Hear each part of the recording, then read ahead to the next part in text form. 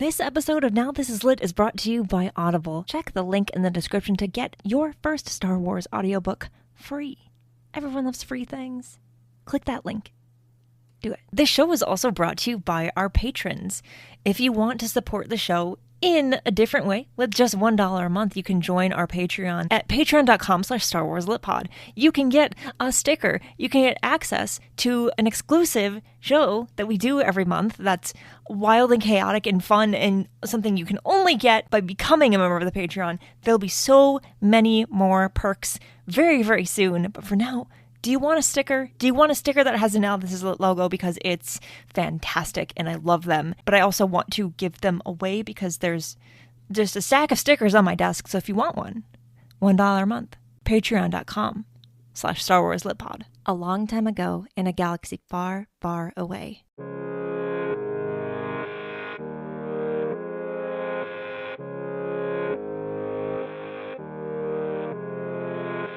You're listening to Now This Is Lit, a podcast about Star Wars books, the people who make them, and the readers who just can't get enough of them.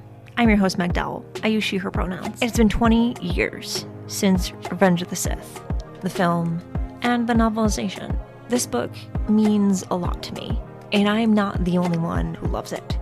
As part of the ongoing celebration of Revenge of the Sith this year, and just in time for the release of the deluxe edition of the novelization by Matthew Stover on October 14th, Mike Chen joins me this week to talk about this book and Star Wars and writing about / for Star Wars and how he kind of sort of made some of the things from this novelization officially canon, which is very cool.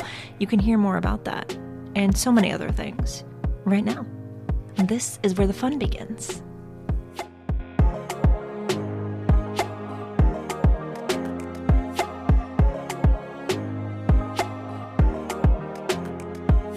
We're going to start by talking about Revenge of the Sith. And I feel like because I can, and I'm not trying to make you jealous, I'm going to hold up the copy that I have of the deluxe edition. It's so shiny that I can't, like... But one thing I will say about the deluxe edition is however cool you think it's going to be before you actually hold it, it's so much cooler in person. So I'm really excited. I'm really excited for you to get it. Unfortunately, I haven't had a chance to like flip through it other than like just like the like glance that I took when I got it. But it's a very cool thing that they've done. And like I can't wait for other people to experience it because like I feel like there's really like no better way to celebrate such an amazing book, which is what we're going to talk about today. Because everyone talks about this book and everyone has their own reasons for like why it is as amazing as it is. But you and I are going to break that down because it is. Can I tell you how I found out about this edition? Yes. So I was on a call with Gabby Munoz and Tom from Random House Worlds, and we were talking about plot points for the upcoming Low Red Moon. And so we were just kind of like working out some stuff and making sure that like, everyone was happy with it. And then Tom at the very end says, okay, can I steal you for like 2 minutes? And I'm like, yeah, that's fine. He's like, 2 minutes and 10 seconds exactly, or whatever long it was. And then he goes, okay, I'm going to do a screen share. It might look a little stuttery, but here you go. And then he showed me like the trailer for the special edition, and it was like 2 days before it dropped. And like my reactions were just kind of like, oh my God, just repeatedly saying that. And then he goes, at the end, he's like, I thought you would like that. Tom is so good at being like, here I am out of nowhere. Do you want to see something really cool? Yeah. And just like dropping something on you that you're like, hi. Cool. Thanks for that. What a way to find out. I love that. That was cool. Before we talk about this novelization, let's talk about you. Because I haven't had you on the show yet, and I will for the next book that you have that's coming out, but here we are anyway, because why not? Tell me about your first Star Wars memory and kind of your journey into your Star Wars fandom. My first Star Wars memory is very, very specific around the time of Empire Strikes Back, and it's the toys. So I have like I don't know chronologically which of these comes first. So I'll give you all of them. Um, we got the like vinyl tauntaun that you could stick the Luke figure in. I remember that, and I remember not understanding why there was a very tough to use slit in the middle of a tauntaun because I was like 4 years old at the time. Um, we got Echo Base, like the little Echo Base playset with like I think it's the ion cannon that pops up. Like there's a little like Mm. button you press and like it pops out. Um, those are and I don't remember getting the snow speeder. There are photos from that Christmas of us opening these Star Wars toys. And the snow speeder, I remember the guns on it lit up and they broke off like right away. So like those are like my very specific Empire memories. I have another very specific memory, and I believe this might actually be around Return of the Jedi. Um, I was in Kmart with my mom, and like 80s kids, you're allowed to just like wander the store instead of being with your parents. And so she like stuck me in the toy aisle while she was like clothes shopping or whatever. And there's Han Solo's blaster, and it was like the early 80s version. And so the way it made sound, like it made like this wheezing sound, and it was just some way of like compressing air or something like that. Like I don't think it was actually like it wasn't an electronic sound. It was just like a wah type of thing. And so my earliest Star Wars memories are related to toys. Mm. I love that. I love that. So when I say it's been with me my entire life, like literally my entire life has been Star Wars. And it's so, it's like that it's the same with me where like I can't remember a time where Star Wars wasn't didn't exist or wasn't around somehow. Having family members who were very much into it even when I was young, and it's just like for some of us it just is always there. Can't imagine what life would be without it. And I Yeah. just love hearing about like what people first remember. Like I don't remember my first like actual Star Wars memory beyond like my brother watching Phantom Menace on VHS when it finally came out like over and over and over again.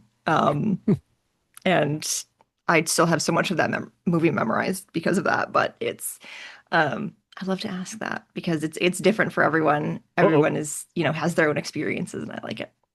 oh, I have one more Empire memory for you. Mhm. So, I remember my brother's friend had the like small paperback storybook, and it came with like a record that you play, like, to listen along to it. And he brought it over once, and I was like mesmerized by the fact that like it existed on record. Like I could hear audio from it. And so I asked when the next time that friend came over, I asked if they could bring that again. Even though it wasn't my friend, it was my brother's friend. And I was looking through the book and I didn't remember the story at all. And I flipped to the page of Han Solo and Carbonite, and it freaked me out so badly because did not understand what was happening. Oh my God. Oh my God. I love that. Um, Tangent, if you can see this, it is a Java the Hutt coffee oh my mug God. that I got for my That, visit to Lucasfilm.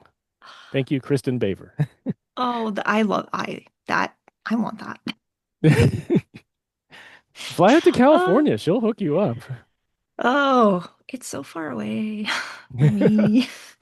That's fine. 2027, I'll be there. Yeah. We will all be there in LA, and it's going to be awesome. Oh, it's gonna be so, I can't wait. I can't wait. It's gonna be so fun. Um, for so many different reasons. Um, before we get into talking about the book, which I know we Mhm. both are so excited to talk about. I can't wait. Um, we first had to talk about the movie. And I'd Mm. love to know what your first experience with Revenge of the Sith was like. So it was an interesting time, because I was like well, I guess came out 2005. So I was in my mid 20s then. So growing up as an original trilogy fan, I saw like the rise and fall of fandom, like both like the first wave and then the second wave of excitement with the Timothy Zahn books and the special editions, and then the lead up to the Phantom Menace. And I remember like it's such a weird time because there was like I remember hearing about like in like the first 2 or 3 weeks after the Phantom Menace, I remember hearing that like there was a backlash, but I personally did not know anyone. I mean, like people, I remember talking with people and they're like, yeah, this part kind of annoyed me or whatever, but like, oh my God, Darth Maul, that fight, that pod race, like that music, there was just so many layers of people just being really enthusiastic about it. And I remember one of my friends said, like, she goes, like, the thing that really hung on, like, that stuck with her more than the film itself was just like how it just tore open like the possibilities of what Star Wars was. Like, what is this new world that we have entered where we see the Jedi and we see the Republic and like the Clone Wars haven't even started yet. And so it was like a really enthusiastic time. And then like a month later, like it got weird. you know, and um and I have been a quote unquote prequel defender my entire life. And I think one of the reasons why I've been able to do that is because I can very objectively look at the original trilogy and be like, I think like Empire is a perfect film in terms of writing and performance and direction and effects and all this stuff like that. The other two, like, if you're gonna give the passes to like, when Leia says, "Hold me," to Han on Endor, then you got to give a pass to like Anakin and Padme in Attack of the Clones. Like, Mhm. they're literally the same thing. Yeah. Um, and so like I've always had it from that perspective. And so like leading up to Revenge of the Sith, like my group of nerdy Star Wars friends, including my wife, they were all kind of like, half excited, but also like half let's get this over with. Like we're into Lord of the Rings now. And like side note, like I'm just never got into Lord of the Rings. I am sorry to like all of my readers. I I have some friends who are like, Lord of the Rings is their most favorite thing in the universe, and I'm like, more power to you. I don't care. Um, but like Revenge of the Sith, I remember like I had a friend who he worked at DreamWorks. And so like the whole animation industry, particularly in the Bay Area, like they kind of knew each other. And so he like his team was invited to an early screening of it. I remember he texted and he said, I think you're going to be really happy. Mhm. Um, and so I remember like we got to the theater and like I remember like the early reviews were really positive. I think they're still generally positive, but like, I remember seeing one that like praised everyone's performance in there. I'm like, and you don't see that in a Star Wars Yeah. review. And so I was like, okay, I'm gonna keep my expectations in check. But like my best Star Wars friends that I grew up with, like one guy like lived next door to me, and another guy like lived down the street, and their kids are some of the Padawans in Brotherhood. Like I named them after their kids. Oh. Um, and I remember in the 80s, it was my next door neighbor friend. He somehow heard that Obi-Wan took out Anakin on a volcano planet. And that became lore. And like, and I don't know, that it was maybe it was in the novelization, like the original Star Wars by Mm. George Lucas novelization. Um, but I remember like that had been like this thing that we had talked about forever. And like, before the internet, like you really had no confirmation of that. And I remember seeing the trailer Like, or there was a rumor that because a volcano went off around like 2002 or 2003, that like George sent a team out to Italy or wherever to take footage of that. And I remember when I read that, I'm like, oh my God, they're going to do that. Like that thing is real. Um, and so like going into it, I remember thinking like, what do I want out of this? Like, I don't know. Um, but the micro series had already played, so I knew like there was the part where like I knew General Grievous was going to cough. I knew he was going to capture Palpatine. I knew Anakin had long hair. I tried basically to stay away from all spoilers. Like I watched the trailer a few times, but like just tried to stay completely away from it. Um, I remember that opening space battle, like being completely unprepared for like Mm. the first tracking shot that lasts like a minute or whatever, and just thinking like this is the best thing I've ever seen in my life. Um, and like tonally, like I didn't know what to expect. Like now, when I think about the first act of Revenge of the Sith, I'm like, this is the ultimate Clone Wars episode. It's like it's a Clone Wars episode with Hayden and Ewan, and it's like it's got the tone, the music, the fights. It's like everything that makes Clone Wars so great. Um, but I wasn't like when I watched that, I was like, oh, this is gonna be like a fun space adventure, and then it got really dark. Um, but then there was that moment where once when Anakin has his first vision, and then I'm like, oh my God, this is what's going to do it. And I remember thinking like this is a brilliant story move because I was kept no one knew at the time like what Yeah. would cause this. I'm like, this makes so much sense. This is Anakin's entire fear, you know, put into a single moment. And I remember I was sitting next to my friend. Um, and when Yoda says, learn to let go, everything you fear to lose, my friend whispers, what are you doing? And I was like, that's it. That is it right there. Um, I remember like not being prepared for Order 66. Like the level of like, well, first, like the opera scene, which I consider the opera scene is my favorite scene in anything Star Wars Mm. completely. Like, I feel like that the entire franchise hinges on that scene, and it's performed so perfectly by everyone involved. But there was the moment, because we didn't really quite know um, what it was going to be about. Like, there's a line from it in the trailer, but like you didn't understand like the whole thing. And Mm. then when Palpatine starts talking about it, and like you can just kind of feel like this is going to go so badly. Mm. Um, and then from there, like what amazes me about this movie from like that very moment it's just it gathers this momentum of just like growing dread. Like you want to stop it, but you can't. And it's like in the dialogue, it's in the pacing, it's in the music, and then it just keeps going. Um, and then when we get to Mustafar, and when you see Obi-Wan on Padme's ship, and then they start circling each other, like my brain actually registered, oh my God, this is actually happening. And like I could not quite possibly understand it. And so it's like this weird culmination of like again, really early internet, but also a life of fandom before the internet of having talked about this thing my entire life with friends, and then to see it actually happening. Um, so when we walked out of that, um, I was just kind of like stunned. Like that's all I could kind of explain. I was just like in a daze.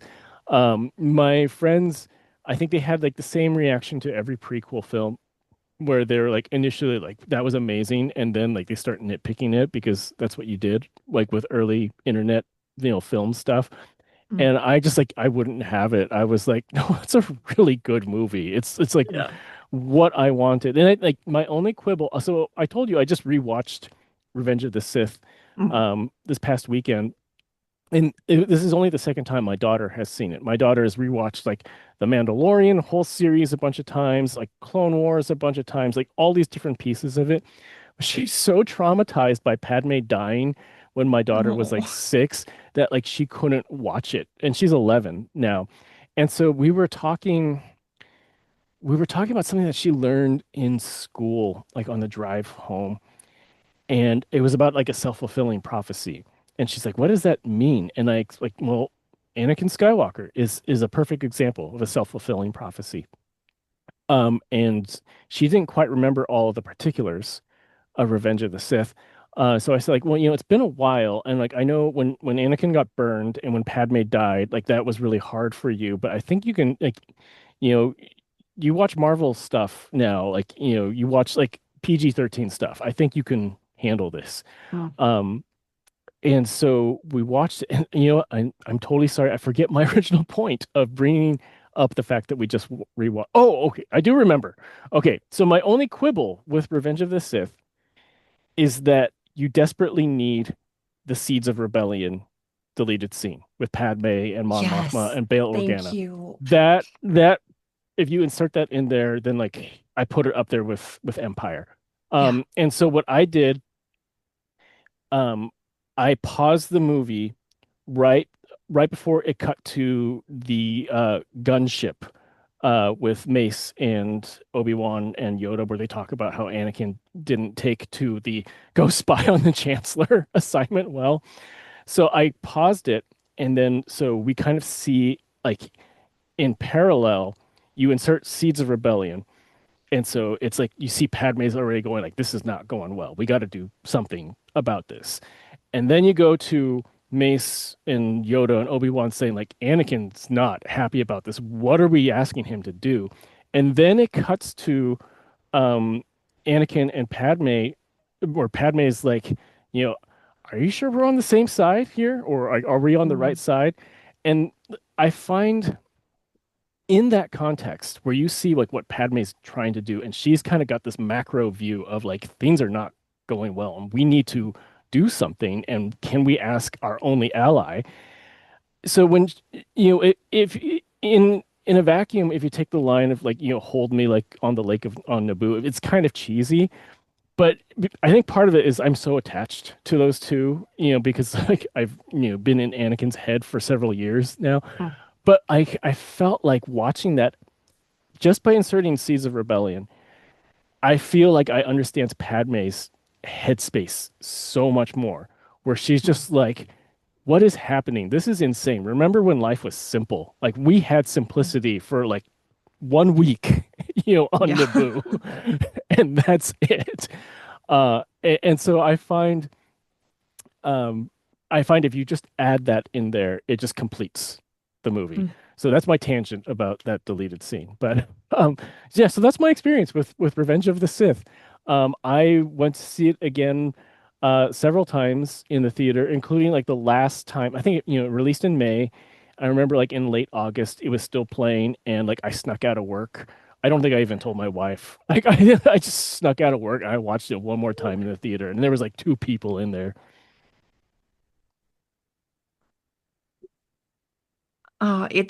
It remains my favorite Star Wars movie. Um to this day. First Star Wars movie I got to see in a theater because I missed everything else that came before that. Um and I love it so much. And like you were talking about this deleted scene and how important it is, and that's my segue into us finally getting to talk about the novelization, because that's one thing Mm. that I love about it is like you get all of that in the Yeah. story, and it not only is it just like it's obviously woven in so well, but it just makes every character feel more complete, and it makes everything feel um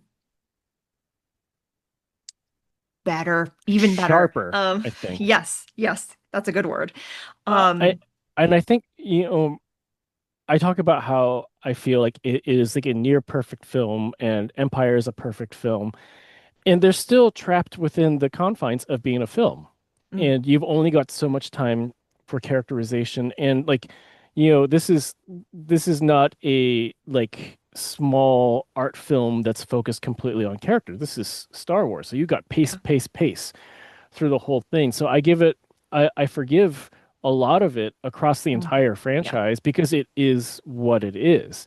And the thing that I love about Star Wars books, and the thing that I try to do with Brotherhood was embrace the format. Like, I Mhm. can't show I can't show, you know, the space battle over Coruscant with a 45-second tracking shot. I can't do that with my text, but I can slow things down so we are in Obi-Wan's head as he realizes that Padme and Anakin are a thing. Like that Mhm. sort of stuff that like you can't get that internalization in a movie, or at least not in a certain type of movie, but you can in a book. And so what Stover does so well with this book is that he combines the two. So you have the Yeah. relentless pace of the story in the film, but these brilliant ways of like weaving in like far deeper layers of characters. Yeah.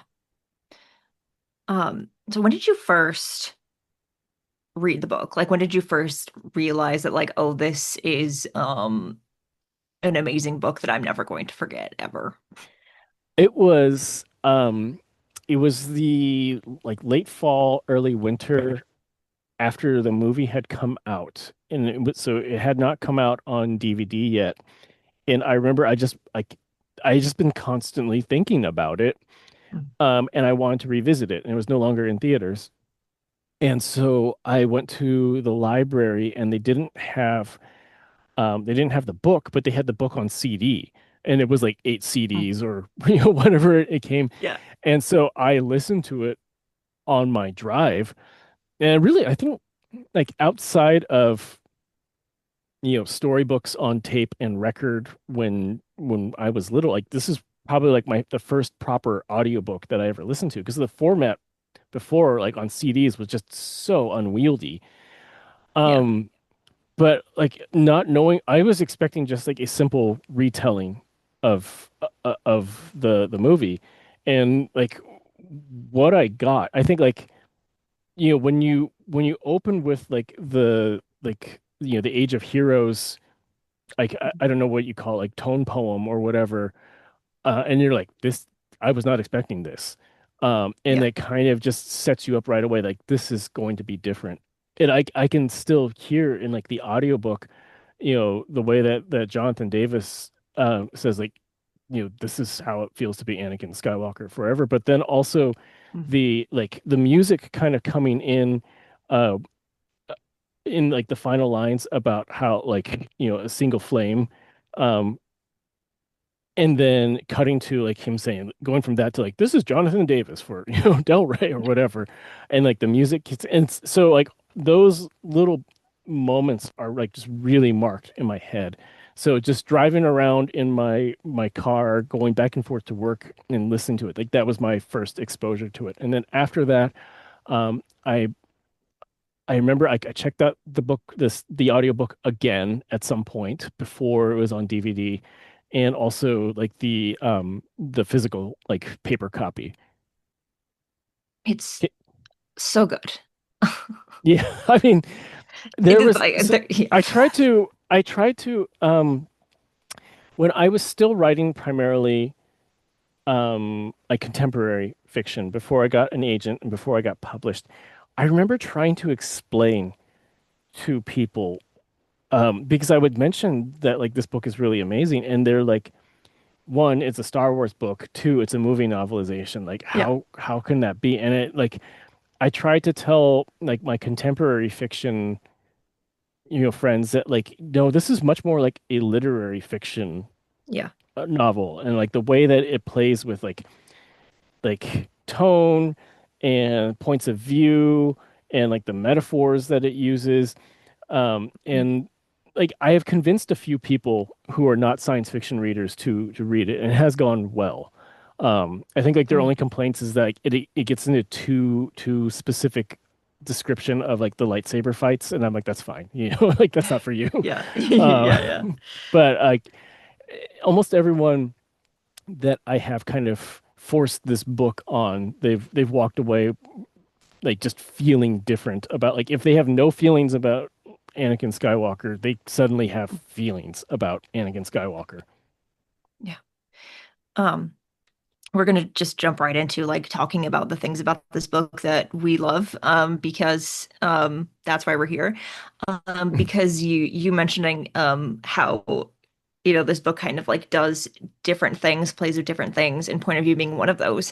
It had been a while since I listened to the audiobook or read the book, so there were things that I forgot. And one of the things that I forgot was the parts that are from C-3PO's point of view, which is you have these very critical moments, but you're seeing them through his eyes, and then the conversation that he has with R2, because you get to understand what R2 is saying.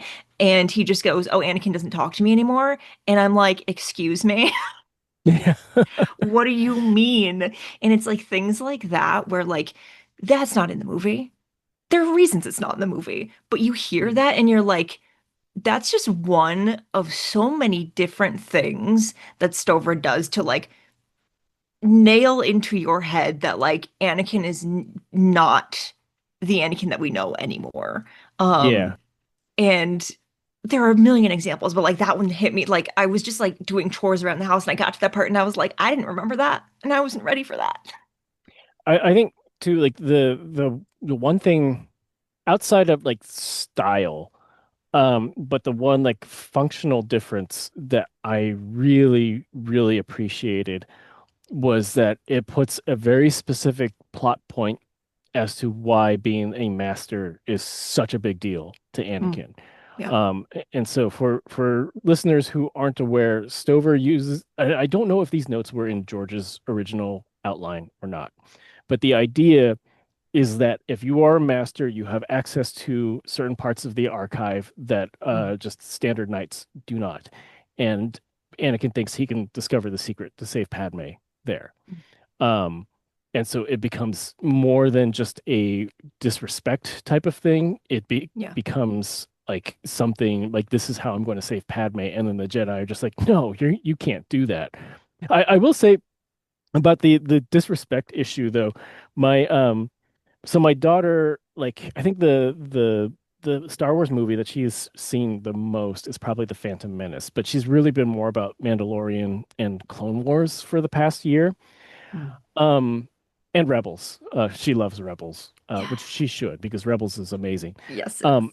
but so when we were watching it over the weekend, she's like, "Is it just me, or is Mace Windu a real jerk to Anakin?" I'm like, yeah, yeah. Like and like it's funny because I remember like when Brotherhood came out, people I got some feedback where people were upset about how I framed Mace. Mm, And I had to explain that like remember you were seeing them through Anakin's perspective. Anakin feels like this dude has slighted him his yeah. entire life. And if you look starting with the Phantom Menace, like Mace is side-eyeing him.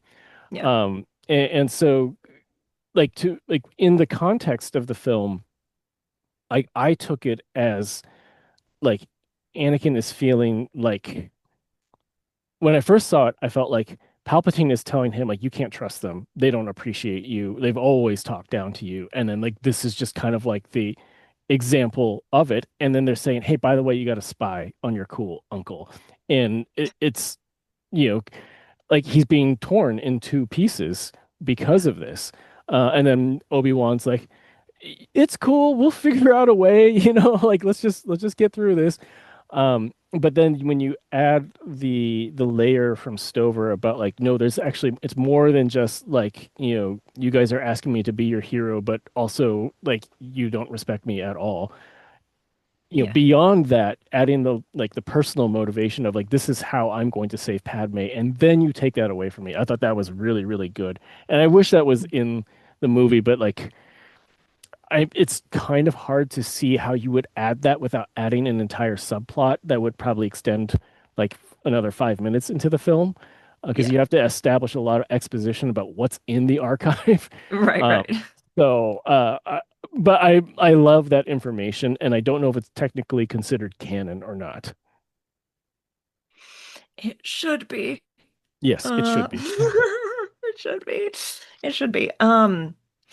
The other thing that like I had forgotten about is like you can infer this from the movie to a certain degree, but like Silver really puts this emphasis on like Anakin's really like descent into madness almost to the point where like Yeah. he's not sleeping, he's not eating, he's just like he is not perceiving the world normally, and how Yeah. Palpatine kind of like picks at that and is like, hey, like you are feeling off balance. Let me help you out with that.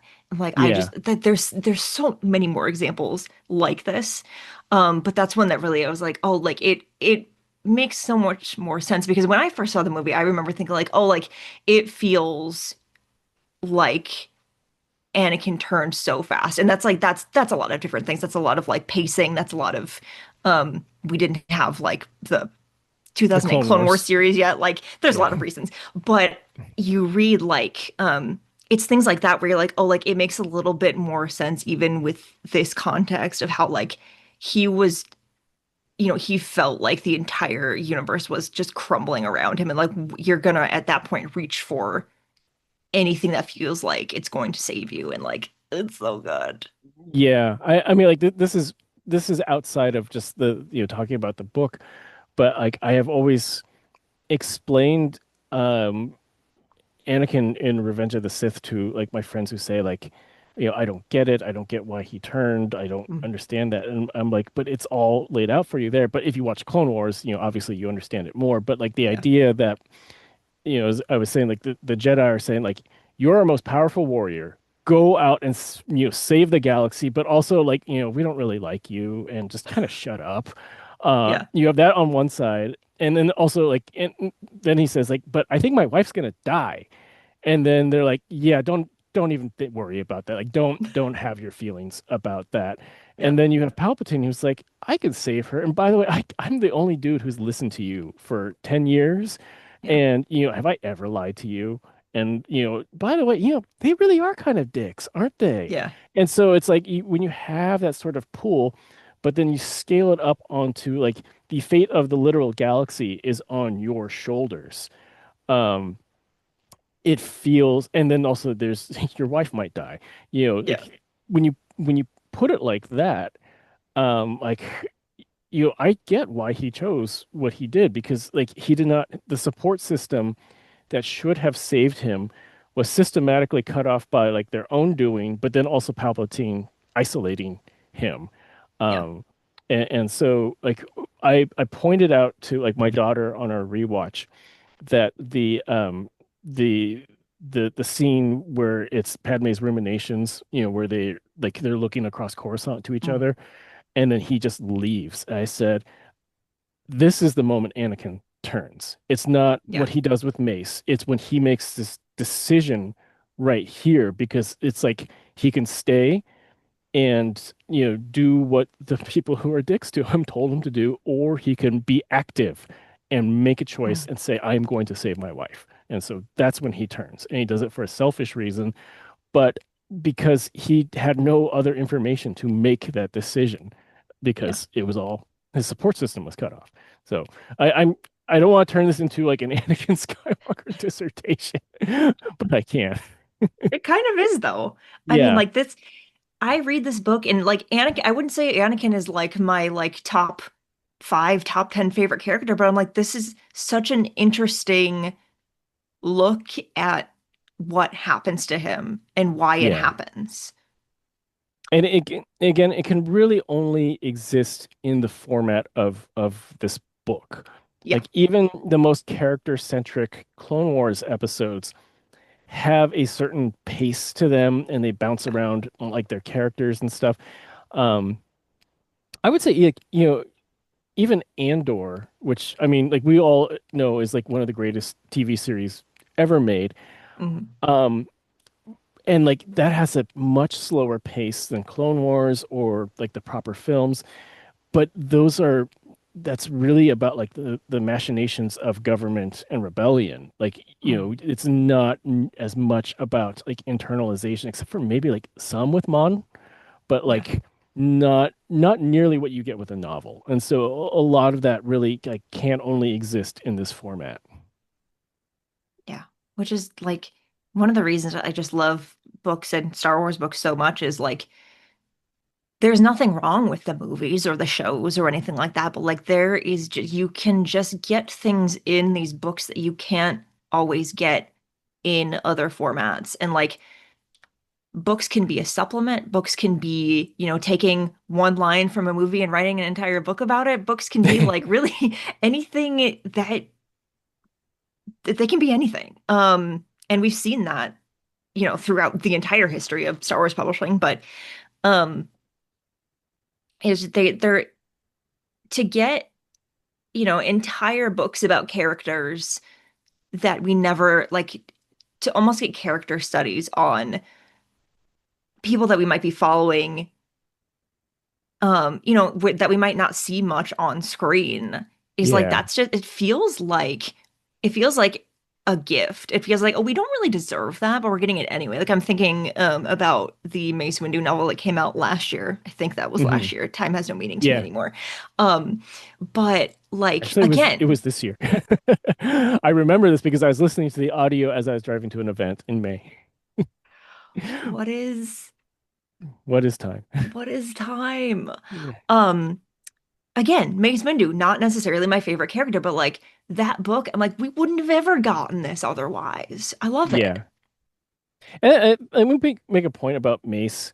I love Mace, but I also understand like what he represents. Yeah, He is so loyal to the system and thinks that the system is so righteous until it's too late. yeah, And that's what his character is supposed to be, and that's totally fine. It's okay to disagree with him, but still like the character. And I think like yeah, that's sometimes I think because Star Wars books and storytelling is Star Wars, and that sort of complexity of like I can really enjoy time with the character and not agree with them. Like, it's much easier to do that in like, something that's not like an IP that you hold very, very yeah. dearly. So yeah, it's like any additional time that we get with these, like Cavan Scott's Dooku Jedi Lost is, Mm-hmm. can I swear, it's fucking Yeah, fantastic. it is. It And it's is. like a- and I feel like, I don't agree with like almost anything Count Dooku does, Yeah, except like, but I love spending time with him because he's such an interesting character. yeah, yeah. I think I will that say, becomes. Go ahead. so your point though about like, these side characters or like, even like the more NPC characters, like who, the Jedi Council who like get no Mhm. lines, um, through the Clone Wars. So like my wife had not re-seen Revenge of the Sith in years. Mm. Probably since we last showed my daughter that, so like 5 years ago. But she had watched a lot of Clone Wars since then.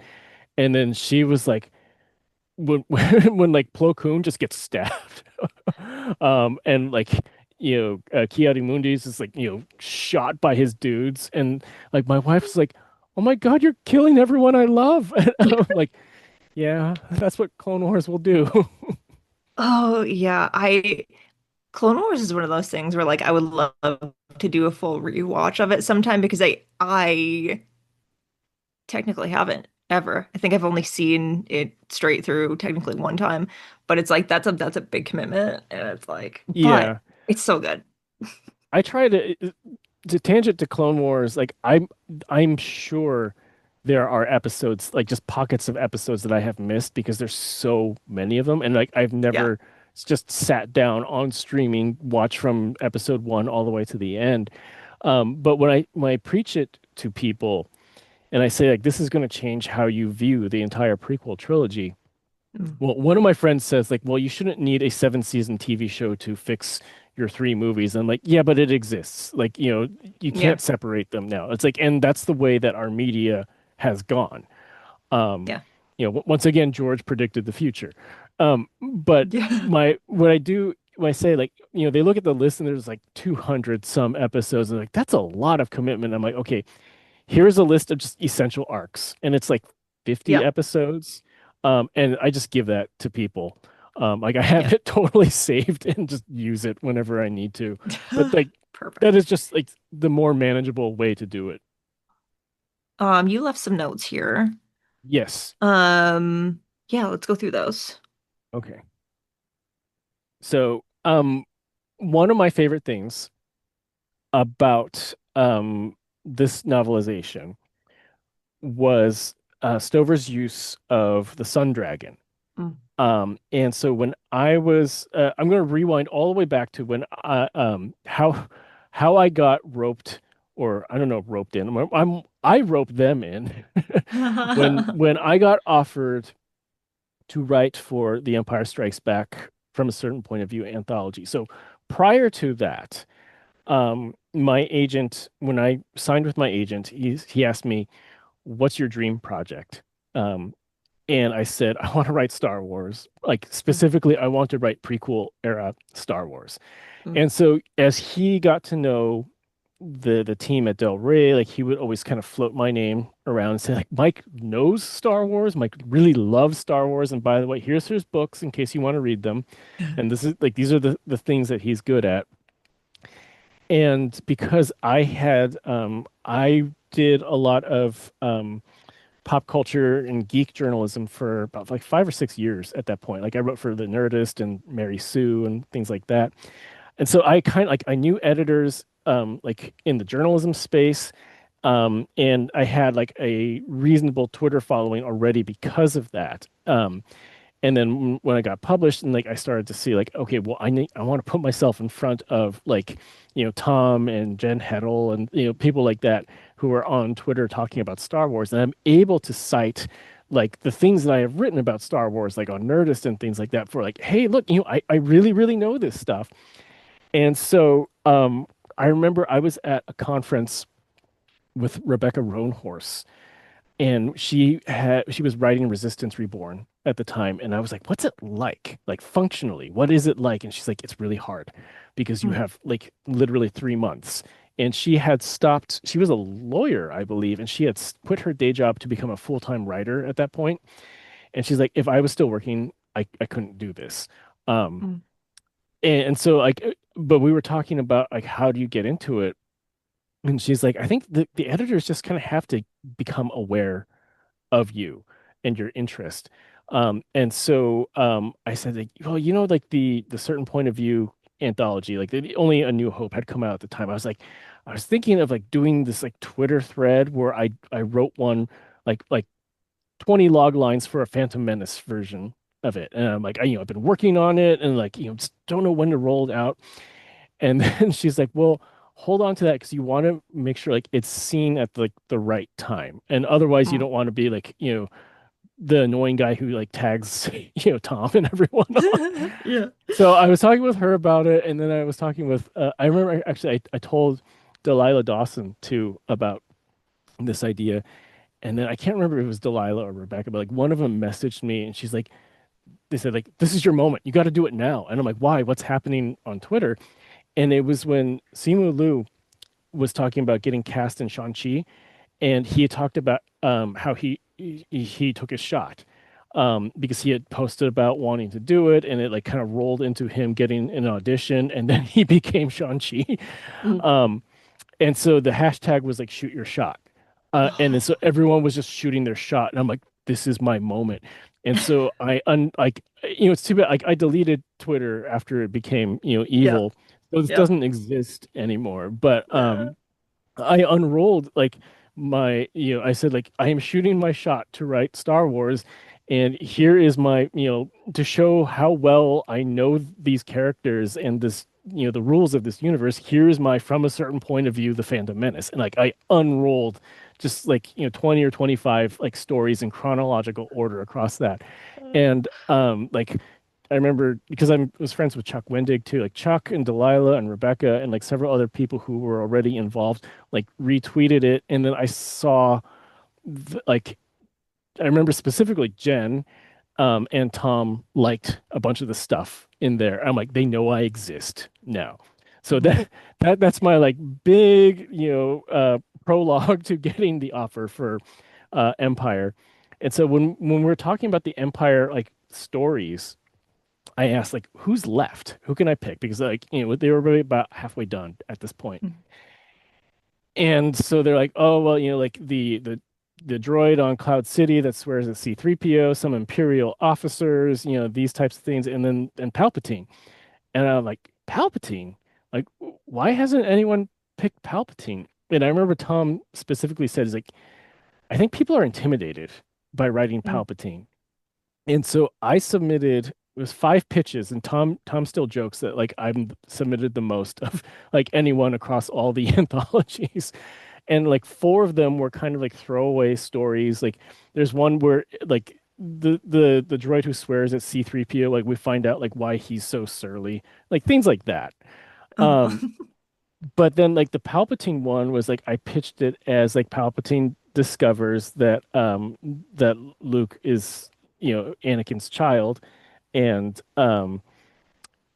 then decides to talk to Vader about it. So he kind of reverses it where it's like Palpatine is just trolling Vader in that Zoom call that they have. Mm. And I thought like they're never going to let me do it. Like that's a significant canon thing. And like who am I? I'm some dude, who wrote mid-list science fiction and tweets about Star Wars a lot. But they bought it off on it. And so when I had this opportunity, I kept thinking like I may never get another chance to write Star Wars. So I'm going to throw like everything. I'm going to be like Anakin Skywalker and go all in on it.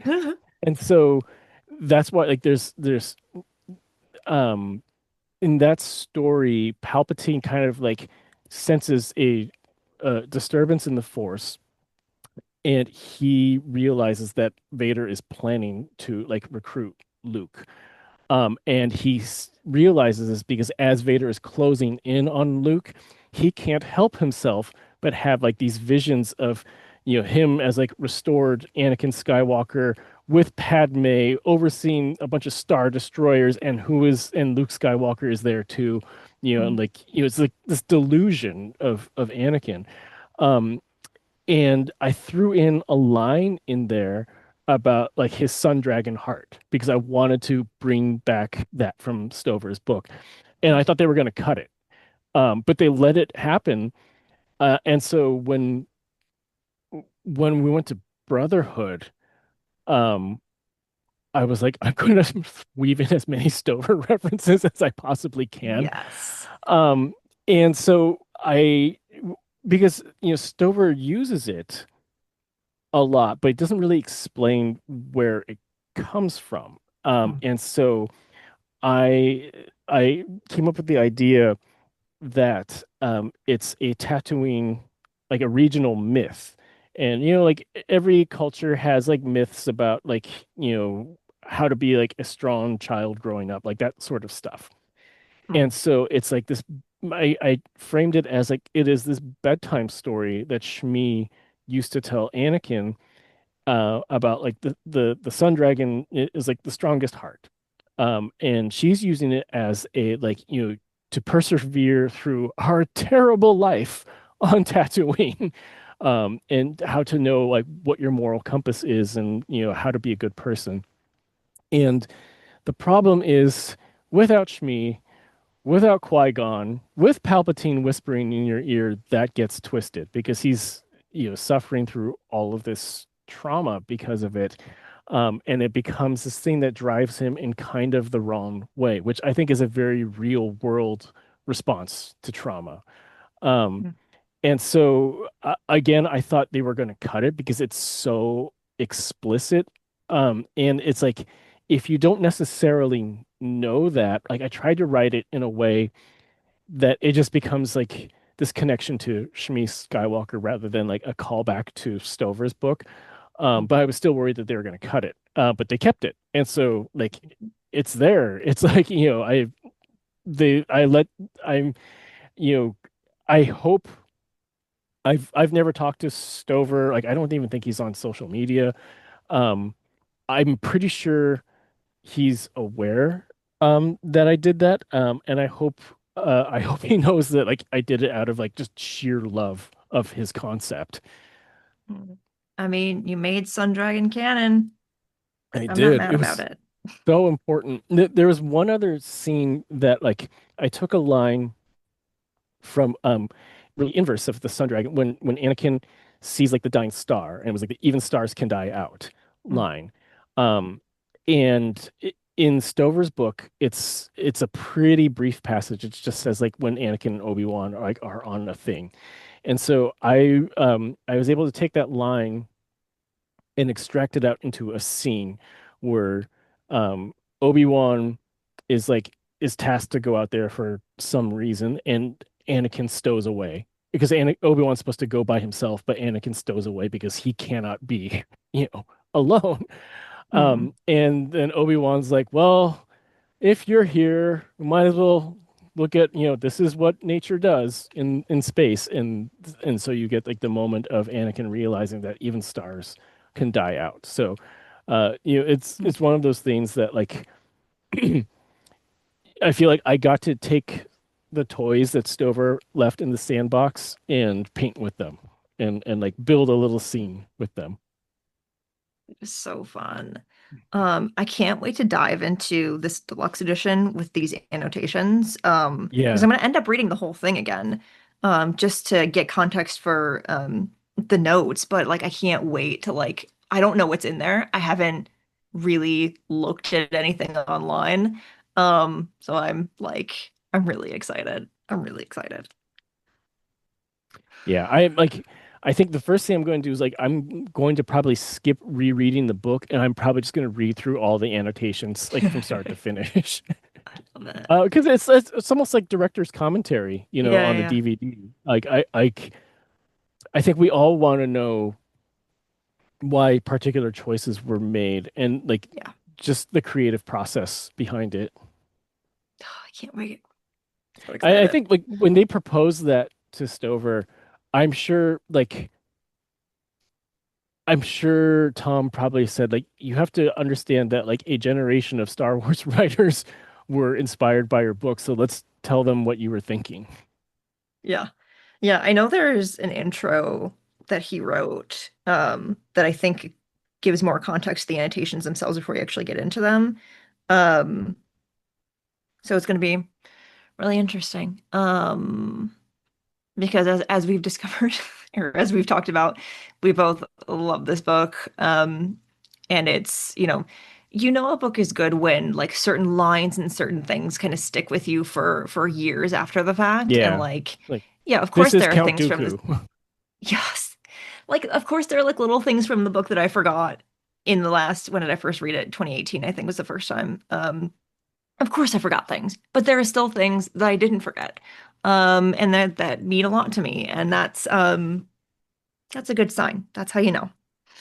I tell people too, like when I talk with writers about like particularly writing science fiction and like because a lot of people who write science fiction like they may focus more like their natural strength might be world building or action or something like that. And so when I teach the occasional course on character, I will cite this book because Mm. I mean everyone knows Revenge of the Sith, everyone knows lightsabers and space battles and things like that, and I point out how this book knows when to pause and then just like dive into like a character for motivation. Mm. And that motivation can be fear. It's a lot of fear, but Yeah. also like mission or, personal relationships or something like that. And I point out like the way that like, it's you have to be really skilled to change, uh, like go into like second person, like and talking about like, you did this type of thing. You have to be really skilled to do that. So I tell people like, you don't have to be as ambitious as Stover because Yeah. not all of us are Matthew Stover.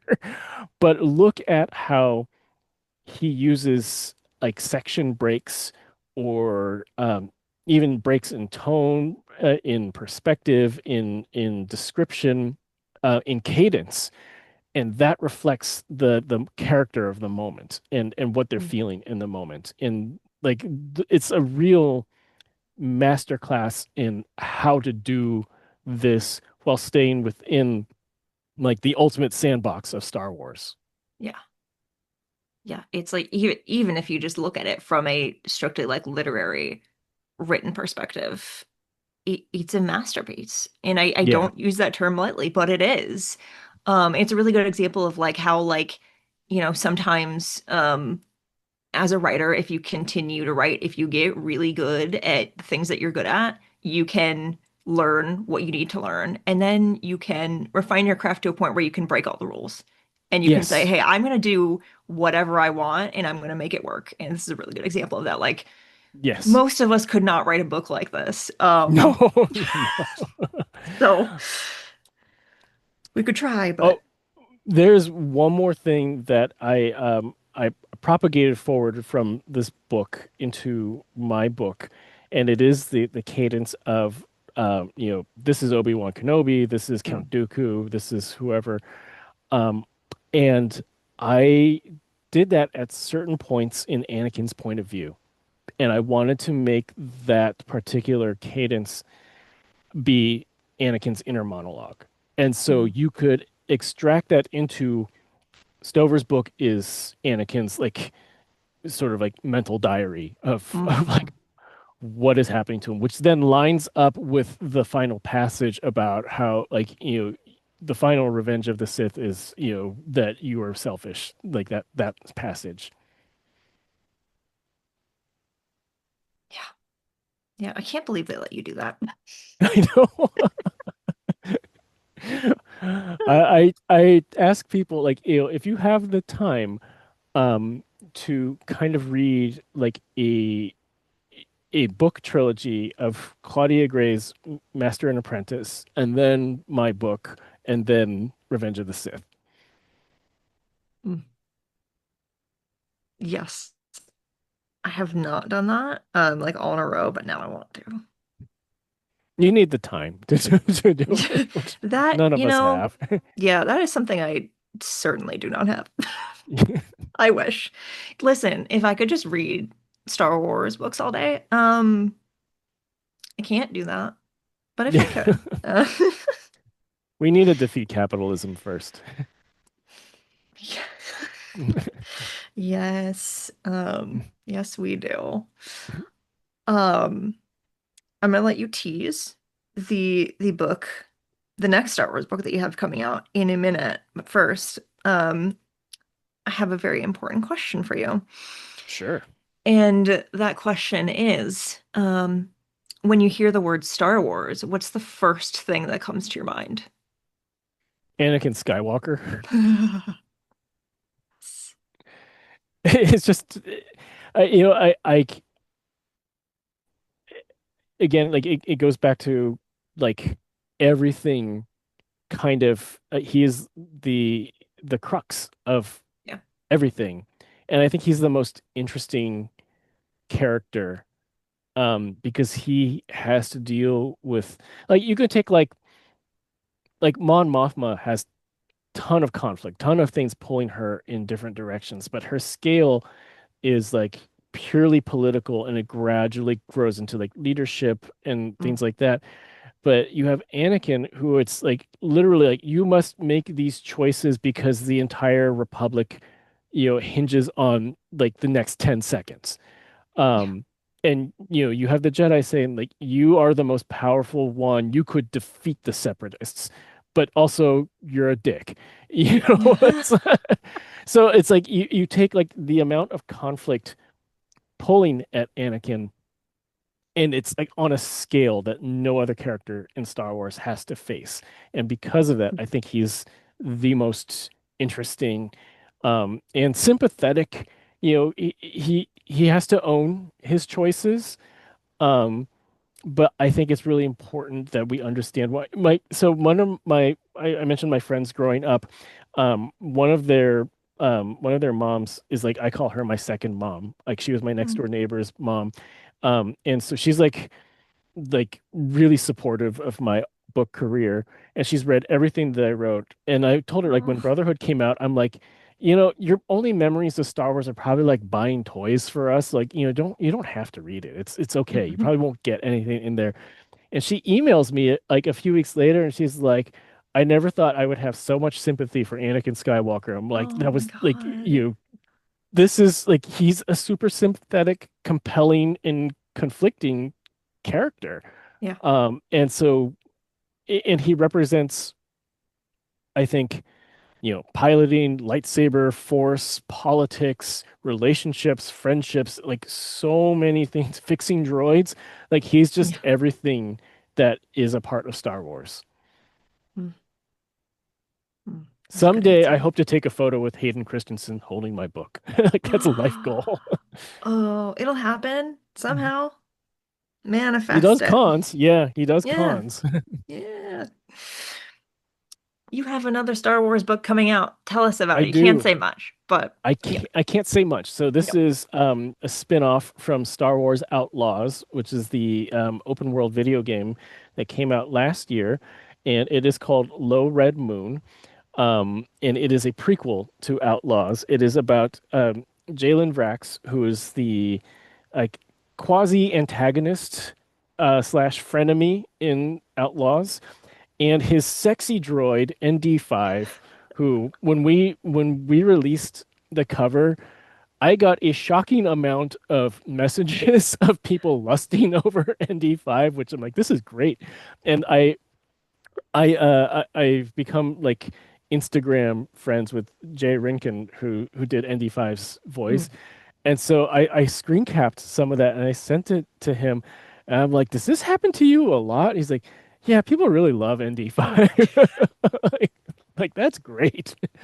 Um, and so I'm trying to think of what can I say about this? I will say that from a book like structure perspective, it takes place in kind of like two parts, which like the first part, which is about a third of the book, is takes place I'd say shortly after, yeah, like the months after the Republic, after the Empire turns into the Republic, and you kind of see the backstory of the Jalen and his family, who like if you know their story from Outlaws, um, I pitched it as Schitt's Creek meets the Bourne Identity. Uh, when you read it, it'll make sense.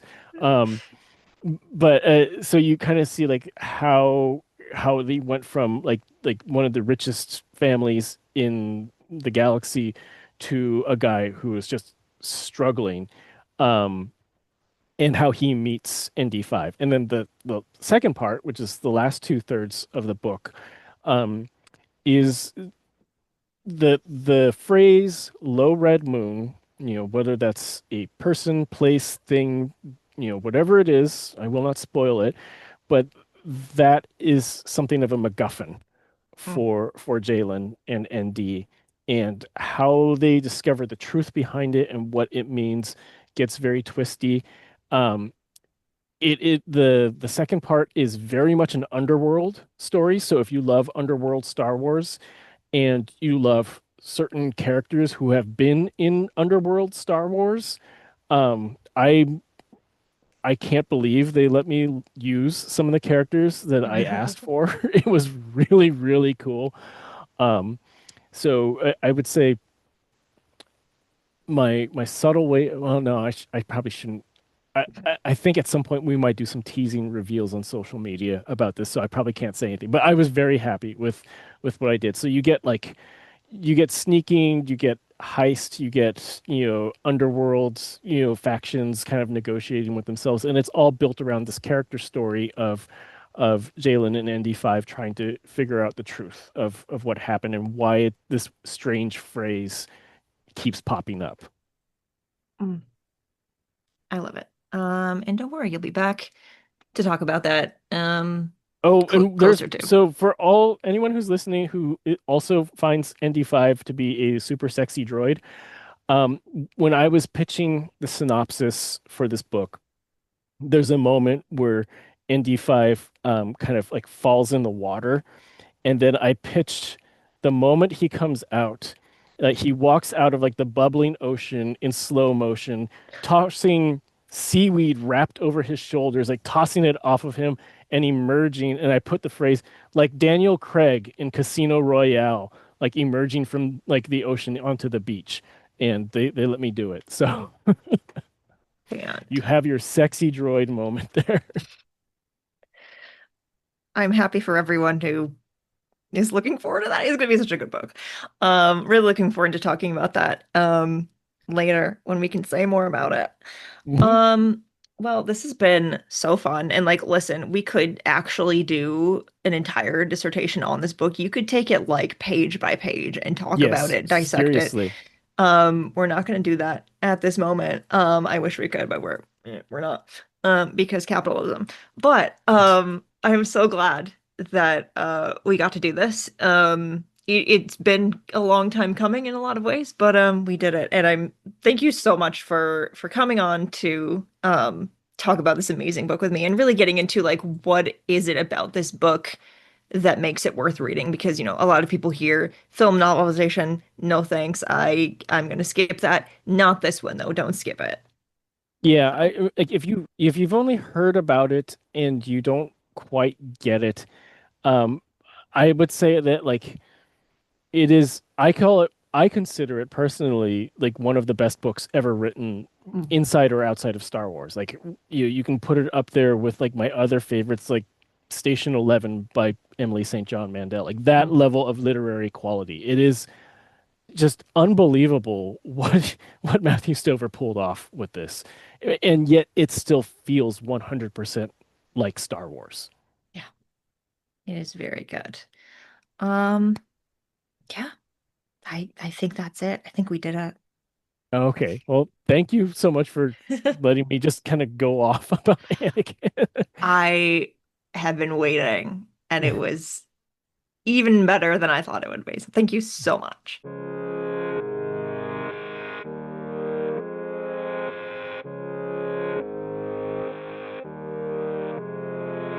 Now This Is Lit is part of the Faraway Fandom Network. It is produced by Devor Mondum and written, hosted, and edited by me. Jose Jimenez designed our podcast art. You can keep up with the show on Substack at Now This Is Lit and find the show wherever you get your podcasts. There are so many ways you can support the show, and all of those ways are linked in the show description. The newest way is to become a member of our Patreon. For $1 a month, you can get access to an exclusive show and a sticker. And if we get 500 people to support the Patreon per month, I can hire an editor. That would be great for me, and maybe for you too. So if you'd like to support the show with just $1 a month, you can do it that way. Or you can just keep listening and sharing the episodes. That is also helpful, and I appreciate it. For more book reviews and Star Wars Book Celebration, follow Star Wars Book Reviews on Instagram and TikTok.